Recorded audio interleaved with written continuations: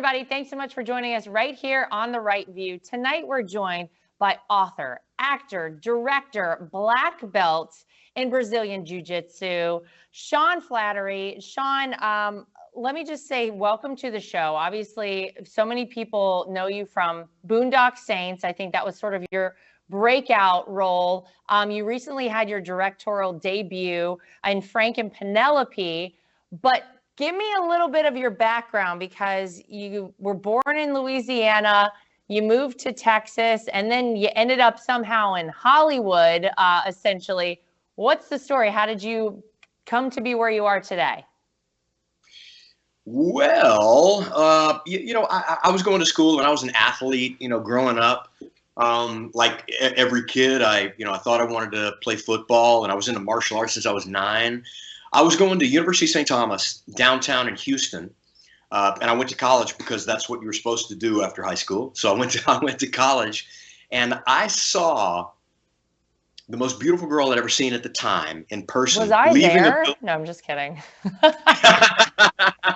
I saw this girl leaving a building every Monday morning, and I did what any red-blooded Texan does. He drops an English class and he signs up for whatever they're teaching in that building. Obviously. And it ended up being the theater department. Oh, and wow. And so I started studying theater, and for the first time in my life, the theater department wasn't just an odd group of people trying to be odd. When I went to high school, the theater department had nothing to do with acting or doing plays. It was just, we're weird, and we're weird for weird's sake. In college, it was truly about acting. I mean, I had physics majors, there was philosophy majors, there was a business major, somebody going to law school, but it was all about acting and putting on plays. And I fell in love with acting, and I wrote a piece of children's theater, and I thought, whenever I finish school, I'm going to drive out to LA. So I drove out to LA with $686 in my pocket. Wow. I prepaid for an open apartment for 3 months, got a job waiting tables at a TGI Fridays, and that's how it started. It was every decision in my life has been because of a girl, and that was no different. Wow. I mean, that's amazing, though. First of all, let me just go back on what you just said. So I did it the wrong way, apparently, because I actually was in theater in high school and not in college. So I don't know what that says about me, Sean. Nonetheless, I find it very interesting that you really did. You started very humbly. You were waiting tables at TGI Fridays. I started, by the way, as a waitress. I was a waitress for many years, a bartender as well. So then once you got out to LA, I mean, was it easy for you? I feel like it's like a 1 in a million shot that somebody goes out there to pursue a dream and it actually happens. Well, it was a big learning curve for me, and just to dispel something that you and I had in common, I thought the same thing. The reason, I look, without sounding arrogant, I thought I could act. On all the plays I did at University of St. Thomas, I thought, I'm good at this. I honestly thought, if I'm being completely candid, I did. Yeah. I thought I was good. But I didn't know anybody in the industry, and I thought the probability of me going out there and having somebody offer me money to do this as a livelihood is slim to none. Well, I was wrong.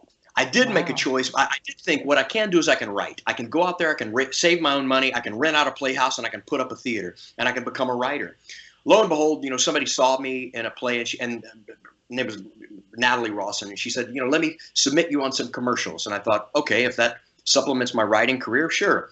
I got a string of commercials. She said, well, let me submit you on some theatricals. Theatrical meaning TV or film. Then the next thing I know, I was on a plane to go do Young Indiana Jones. What it proved to me is that that limiting mindset, I was completely wrong. Yes, there are, 400 and I'd say there's 4 million actors in Los Angeles, which is probably not a gross exaggeration. Probably true. The truth is there's 3,999,000 that are bad at it. So the probability of going out there and chasing something that may seem a pie in the sky, it really taught me to accurately assess your product and see if there's a need for it, and don't doubt yourself, because I truly did. I thought there's no possible way that I could be gainfully employed as an actor. And I was pleasantly surprised. And it was through the audition process. I went out there and I realized, yes, even waiting tables, 80% of the wait staff and the busboy staff and the bar, they were all actors. Right. And, so we all went to each other's plays. And I quickly realized, without sounding really arrogant, I thought, wow, bad that probably, and I think the biggest asset in the world is probably accurately assessing what you're trying to market and sell and properly placing yourself in society. Yeah. And I misjudged. I went out there thinking that it was a long shot, and it wasn't. It wasn't. Wow. If you have something to offer and there's a need for it and you're a good person and you actively pursue it, it's readily achievable. I tell people that want to become an actor all the time, my advice is first, be good. What do I mean by that? Have somebody other than your mom and dad tell you you're good. You ever watched American Idol? There's somebody that can't carry a tune and the mother's like, she sings like a nightingale. And you're like, no, sweetie, she doesn't sing like a nightingale. Yeah. So really assess the product. And then through a very specific platform to do it, go out and do it. If anybody wants to do it, you can go out tomorrow and you can do student films, AFI, American Film Institute, UCLA, USC Films, some thesis short films. You could do as many of those as you're willing to do. Now, they're not going to pay you, but you can do credible film and put together a demo reel inside of a year. And if you're good at and get experience, right? Which is always a plus for whatever you're doing, whether you want to be an actor, whether, you want to be a mechanic, whatever it is that you're trying to pursue, having more experience is always better than less. And I love what you're saying, though, not having just like a bunch of yes men around you, because I feel like, especially in today's society, it's so easy. Kids, I feel like right now are very coddled. Their parents all think that they're like the best kid on the soccer team or whatever it is. I mean, we know we're giving them all participation trophies and all of this stuff, right? I think it's important, I agree, to get the feedback that maybe you don't want to hear. Sometimes that is the best lesson learned. And if you're not cut out for it, whatever it is, then maybe you need to pursue another path. I want to ask you though, so you obviously just directed your first movie, and it sounds like, did you originally then move out to LA not to act but to write, or did you always have acting sort of in mind? No, I mean, I knew I enjoyed acting, but I moved out there to write because I didn't have any family in the business, and it just seemed like such a long shot. And I've always been a more of an objective person. Like, for example, if I went to the Olympics, I would want to be Usain Bolt and not like Greg Louganis, who there's a team of people that judge Greg Louganis. And a lot of times when I watch that on TV, I think, wow, I thought the other guy dove better than the other. It's hard to tell. You need a definitive win. I like that. Yeah. If you break the tape first, nobody's going to go, well, Usain Bolt is fast, but his elbows were a little wide. You're either fast or you're not. And I like that objective nature of – so acting was incredibly subjective. You go on an audition, there's 7 people going, okay, go, do it. Everybody has their viewpoint. So it's really you're being judged, and there's a lot that's not in your control. Lo and behold, if you go on enough meetings and you're good, you're going to find work in the acting world. But I just didn't know that at the time. It just seemed like such an outlandish proposition. So wait, when you go, I'm just curious because I mean, this may come as a shock. I've never auditioned for any movies or any roles of any variety. However, I've always been curious, when you actually are there and you're doing, you're trying out for a part, what happens? Do they immediately give you feedback, like negative feedback? How does this work? There are no rules. There's a lot of times where you can see in the room somebody that doesn't really get it, and a lot of times you get the inverse. You get you get chuckles, and you get people. You can feel the room warm up. But there are no rules. You'll get people that criticize you. You'll get people that give you adjustments. Could you do it a little more like this? And they're trying to see if you can take direction. But there are no rules. They want to find somebody that does the character well, somebody that's convincing, somebody that's interesting and not just realistic, and somebody that they want to spend time with. You have to be a likable person to be on a set. Yeah, no, all true. Now tell me about this this directorial debut for you, Frank and Penelope. Was that something you envisioned doing? How was it as an actor leading up to this? Did you feel like you were very well prepared to do that? Last question, yes, I did feel like I was pretty prepared. You know, I've always been a student of the art. You know, I was on when I was doing Young Indiana Jones, my first big job, which was a Lucasfilm deal, and the DP, the director, photographer, the cinematographer, ended up getting Academy Awards. Wow. I really, Dave Tattersall, I picked his brain about everything. I mean, he taught me what a key light was, how to load a 16mm mag back when we shot celluloid. So I didn't intentionally start prepping myself, but just out of sheer curiosity, I taught myself, as I know from waiting tables. You know, if eventually when I was waiting tables, if it didn't work out, I knew I could at least work my way up and I could manage at TGI Fridays. I learned how to bus. I learned how to expedite food. I learned how to clean the dishwasher. I learned how to bartend, everything.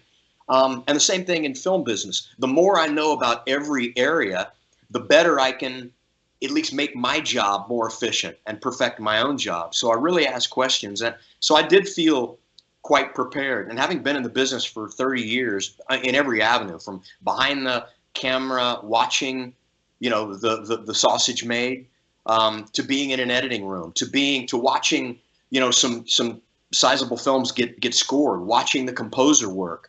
You know, the more of that information you take and you process, the more you understand really about how a film is made.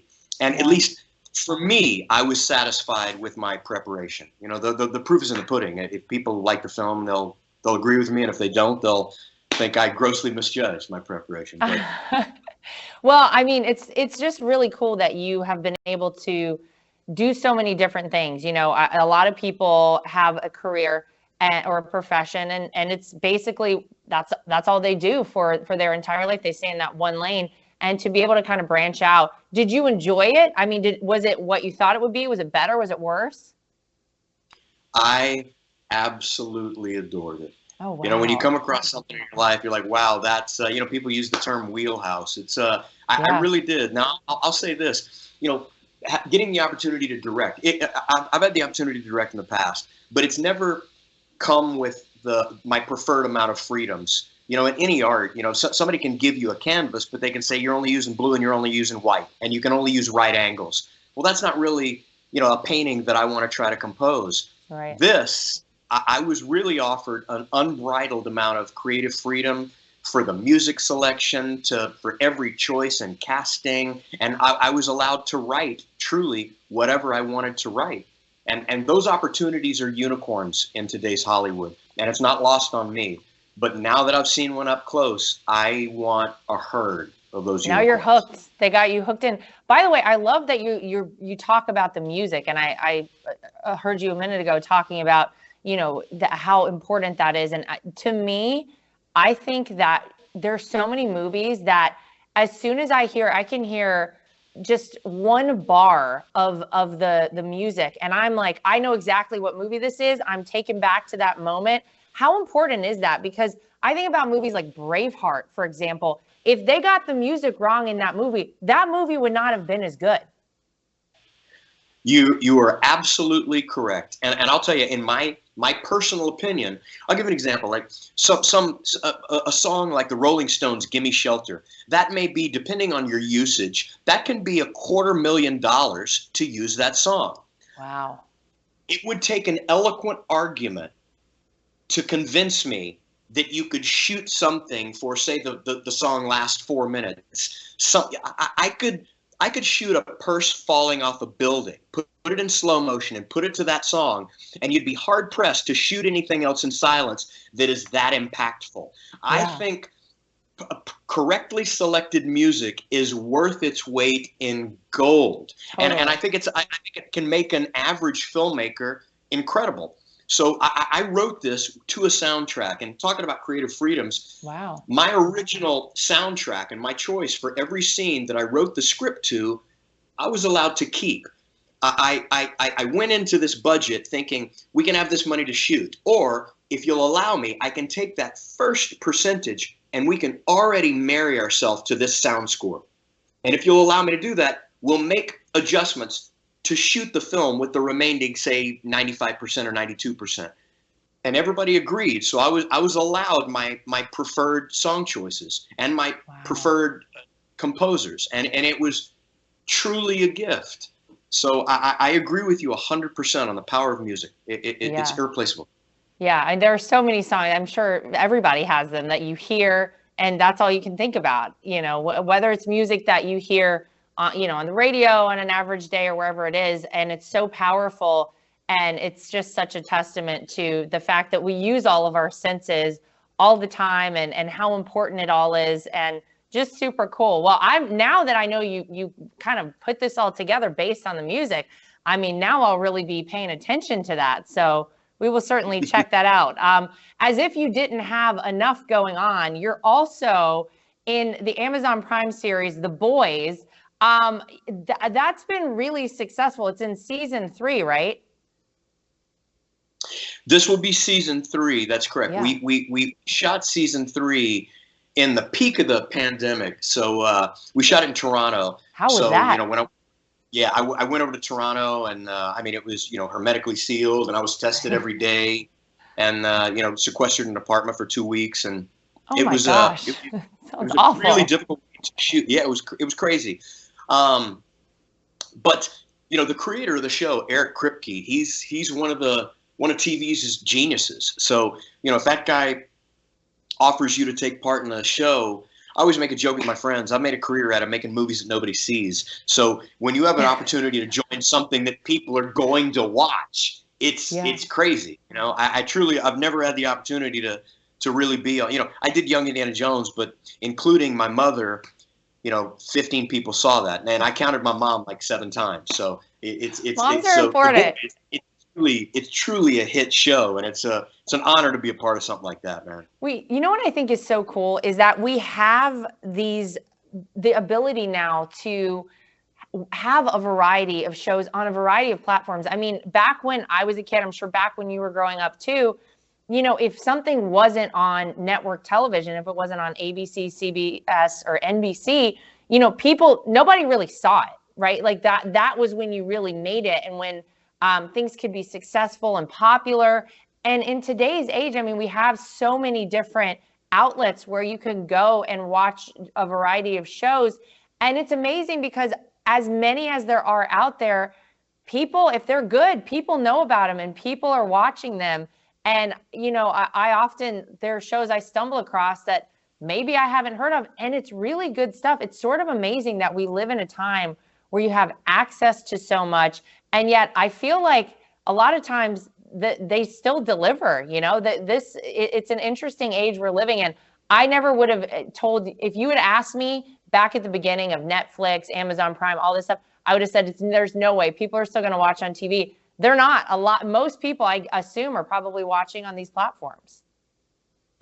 You're exactly right. There's a book I read 20-something years ago called The Long Tail, and it really, very succinctly put the upcoming revolution in the way people digest media, and it deals a lot with, to put it in a nutshell, it's like shelf space. You go into a record store back in the 80s, they only had shelf space for the top 20 artists. Right. Well, now with Spotify, there is no shelf space. So if you want some bizarre, obscure record that came out of Zimbabwe, you can type in letters and you can get it. So the same amount of listening to the same amount of songs, but instead of 90% of it being occupied by the top 30 artists, 90% are in the top 4 million artists spread out. And sure, the curve is a little parabolic, but it's not nearly as exaggerated when the shelf space is incredibly limited. And it's a wonderful time to be alive as far as, digesting media and seeing the creative things that people have put out there. Yeah, it's so interesting to live right now. It's in some good ways and some bad ways. I will caveat the whole thing. Now, your directorial debut happens on the same day as you're appearing in this huge TV series. I mean, have you overscheduled yourself? What's going on here? Well, I mean, the good thing about it is the Boys is already shot. So I can watch it on TV if I want, but it's already, right now with Frank and Penelope coming out, we are doing, a lot of press. We debuted it at the Riviera International Film Festival in Italy. Then we went to Cannes, which I'd never been to Cannes before. So that was a really cool opportunity to go to that film festival. And Yeah. so the film has really opened up a lot of neat doors that I've never been in those rooms before. And it's flattering, it's touching, it's been a neat experience. But that's kind of occupied the majority of my business lifetime. It's The Boys, we shot that, so the work on that's done. As just as an actor, I go in, I do the work, and I clock out and I leave. And then after it's cut together and everything, I can watch it if I choose to, and I can hear people's feedback if they get to see it. But being on the other end of the camera, Frank and Penelope, I started shooting that about a year ago today. Wow. And I'm not kidding. The work has not stopped from the That editorial seems fast. process. Is that fast? It's right? incredibly fast. Yeah. Having already gone to Cannes and into Italy to debut it, it's the traveling, the editing, the post-production work, the sound score, the composition. It is a very, very elaborate process. I'm sure. And I really enjoyed myself. I did. Well, that sounds like it's your baby. So I know where your focus will be for sure. And how exciting for you. I got to switch it up though, switch gears and talk to you about Brazilian Jiu-Jitsu. How did you get into this? How does a kid, from Louisiana, Texas, end up doing Brazilian Jiu-Jitsu? And then you opened up Hollywood Jiu-Jitsu. Is that right? That is correct. I think I got into martial arts when I was 9. And my granddaddy, one of the most impactful people in my entire universe, him and my dad, my granddaddy at an early age taught me, nobody can come to your rescue faster than you can.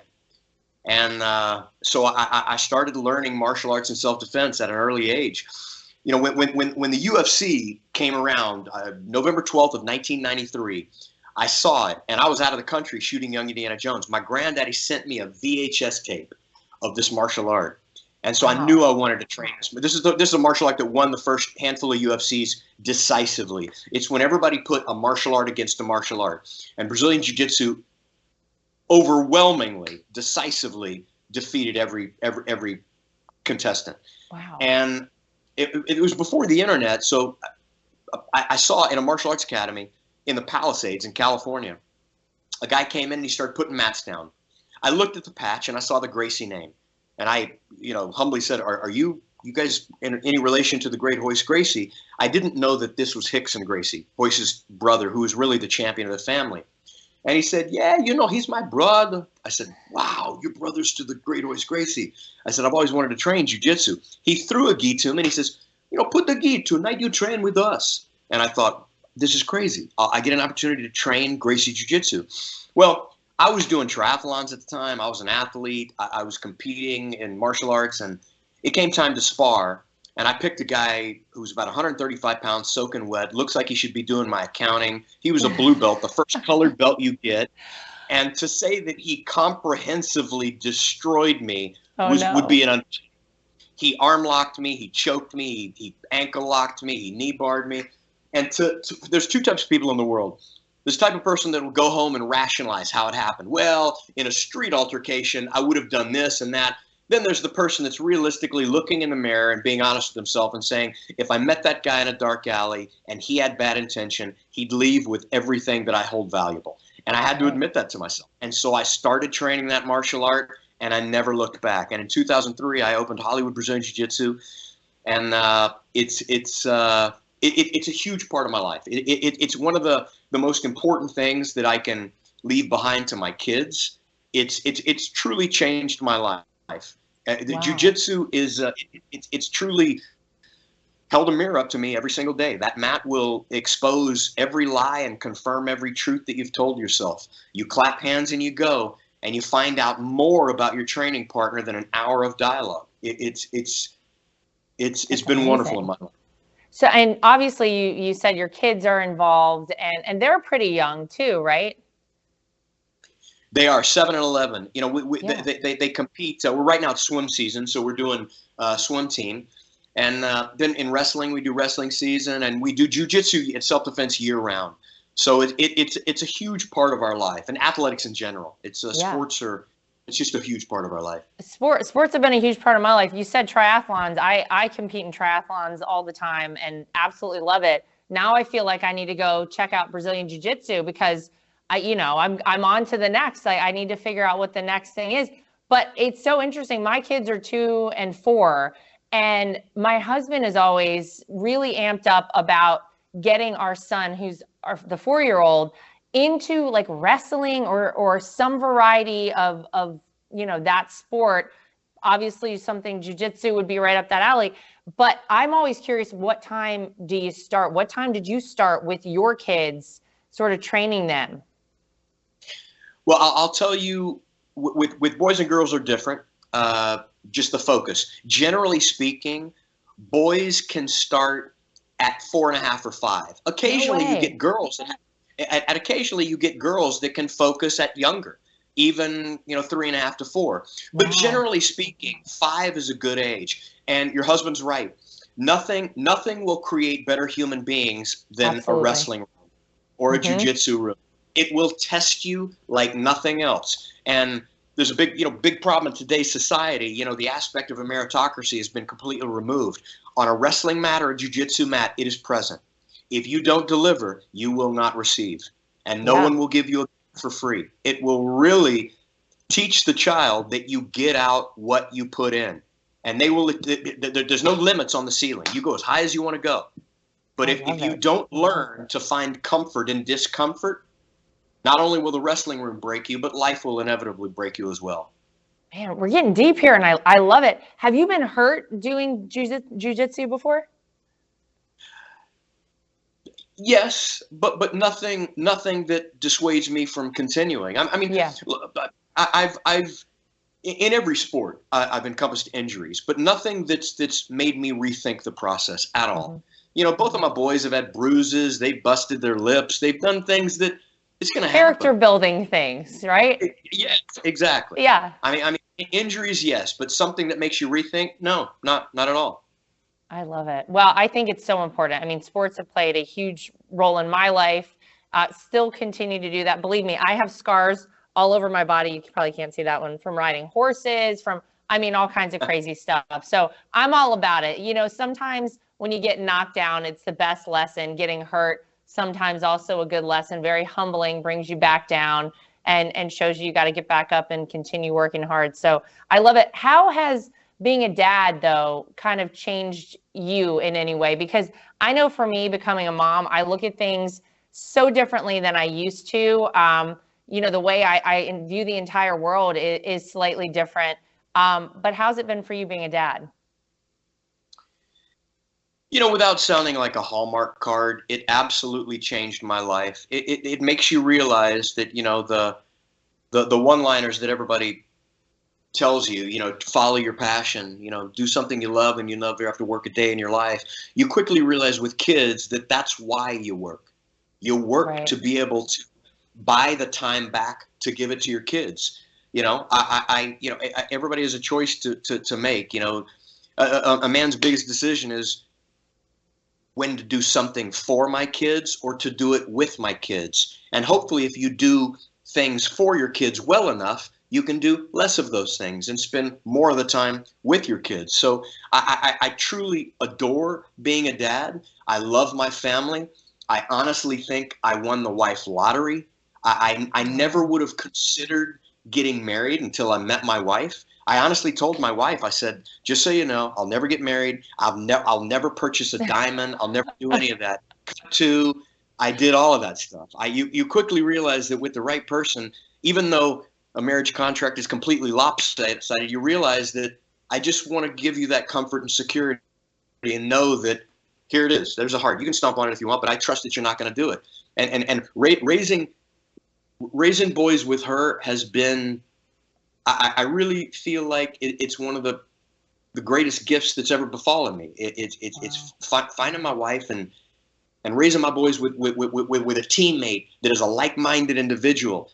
It truly, Hallmark card, you find your purpose, but really, it's the age-old adage, you really, you find your compensation is planting a tree that you're never going to enjoy the shade of.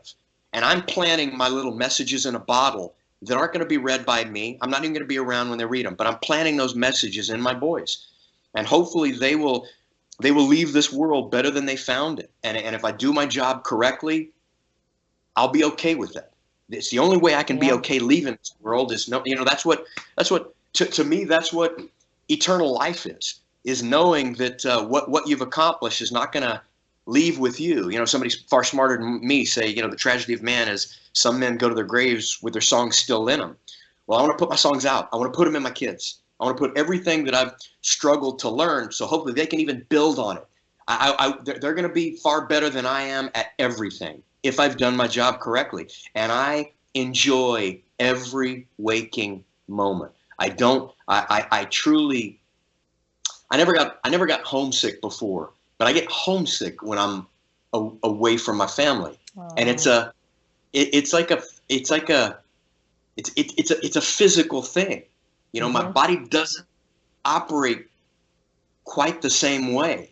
And I never, you never would have sold me on this idea before meeting my wife and doing it. It's just a very odd thing to have a completely restructuring in your priorities and the way that you assess life in general. It's I count my blessings. I do. I count my blessings, and I'm gracious for having everything I have in my life. I am. Amen to that. I totally hear it and couldn't agree more. And you keep talking about the Hallmark cards, but listen, the reason that the Hallmark cards exist and that they resonate with people is because, look, if you find something that's that special and that important, and you have this love, people get it. People can relate to that. So I understand. I totally get it. But I love that you keep talking about it as a Hallmark card. I have to ask you, I ask every guest that comes on, what do you think is the best part of America? And what do you think is the biggest threat to the future of our country? I think without question, and I don't really think it's up for debate, I think the best part about America is our agreed upon rule set. It starts with the Constitution. And I don't think that's even logically debatable, because our handshake with all of your neighbors and your tribesmen, we agree to operate within certain constraints, and we have produced more wealth. We've lifted more people out of poverty. We've given more opportunities. We've created more technological advances. We've given more to philanthropy than I think every other country almost combined. And that's not really debatable. There's something about that rule set that is unique, and it's incredibly powerful.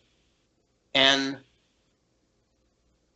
what is the worst thing about it? I think the biggest threat. The biggest threat is that we're Coca-Cola in 1985, and we have the majority market share, and we're going, what we should probably do? We should probably design this flavor. That's the problem. I think we might be looking at Coca-Cola in 85, where you lose a market share and you will never regain it. And I think we really need to take an accurate look of what was happening in the 50s. I think the biggest threat is the removal of the family.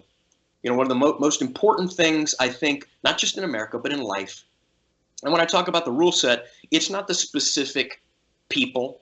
It's not the specific race. It's not the specific land.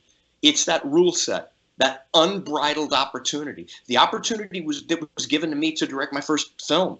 It's the opportunity to be as good as you are willing to develop yourself. Having said that, the bird doesn't put its faith in the branch because it knows it can fly. Well, that's the same thing with kids and our life. It's if you can take care of yourself, it's one of the reasons that 80% of millionaires are first generation. They did it on their own.